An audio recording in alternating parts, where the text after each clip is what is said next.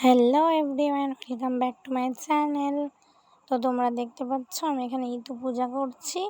প্রথমে আমি একটা মাটির ঢেলার মধ্যে ঘটগুলোকে বসিয়ে নিচ্ছি। আর তারপরে ওর মধ্যে দিয়ে দিলাম সুপারি। তারপরে ওতে যা সবার লাগে তিল জব আর কি দিয়ে দিতে হয়, সেগুলো দিয়ে দেব। এবার আমি বেঁধে নিচ্ছি ঘটগুলোর গায়ে আলতা পাতা আর রাঙা সিঁদুর। অ্যাকচুয়ালি এটা একটা সুতোর উপরে একটা লাল পাতা নিয়ে বাঁধা হয়, সেটাকেই বলে রাঙা পাতা। তো আমি এখন সেটাকেই বেঁধে নিচ্ছি সব ঘটগুলোকে 3টে করে পাক দিয়ে দিয়ে বেঁধে নিচ্ছি। তারপরে শেষে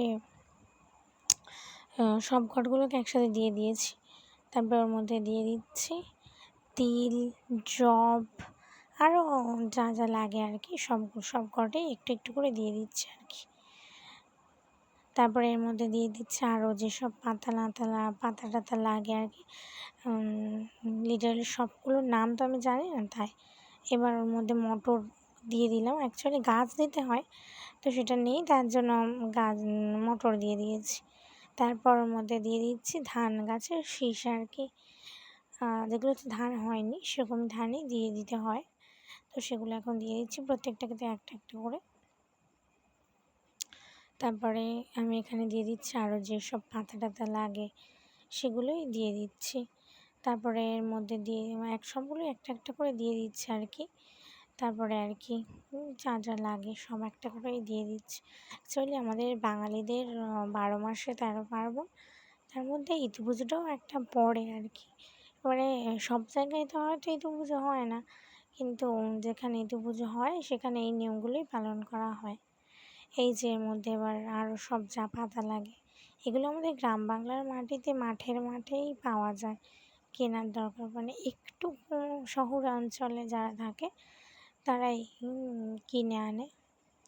তারপরে এর মধ্যে দিয়ে দিচ্ছি এটাকে বলে শুশনি শাক দিয়ে দিচ্ছি।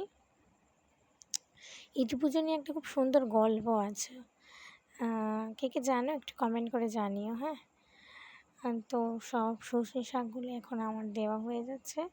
এবার ওর মধ্যে আরও কিছু পাতা, সব পাতার নাম তো আমি জানি না, যেগুলো জানি সেগুলো তোমাদেরকে বলছি, যেগুলো জানি না সেগুলো কী করে বলবো বলো। তো এবার এর মধ্যে সব পাতাগুলো দিয়ে দিলাম।